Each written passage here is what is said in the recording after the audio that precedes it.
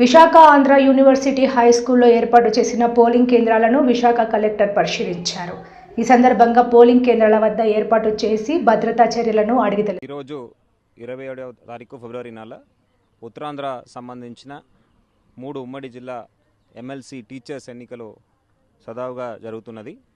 ఈరోజు 8 గంటలకు ప్రారంభమైన ఎన్నికల్లో 123 పోలింగ్ కేంద్రాలు 6 జిల్లాల్లో ఈ ఎన్నికలు అనేది జరుగుతున్నది. ఈ ఎన్నికల్లో 10 మంది బరిలో ఉన్నారు కంటెస్టెంట్స్. దాదాపు 22,493 టీచర్స్ ఎలక్టర్స్గా దీంట్లో పాల్గొంటున్నారు.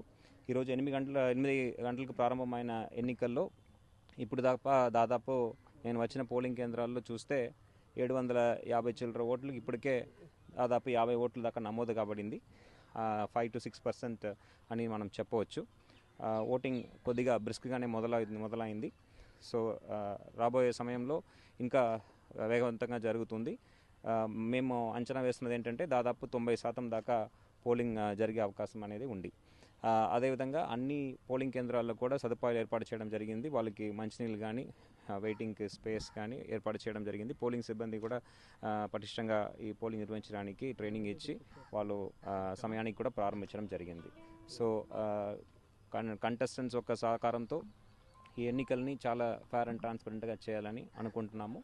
ఈరోజు ఎన్నికలు అవ్వగానే 3వ తారీఖు దీని ఎన్నికలకు సంబంధించిన కౌంటింగ్ ప్రక్రియ జరుగుతుంది. సెన్సిటివ్ ఏరియాస్ అని మనం ఏమీ గుర్తించలేదు.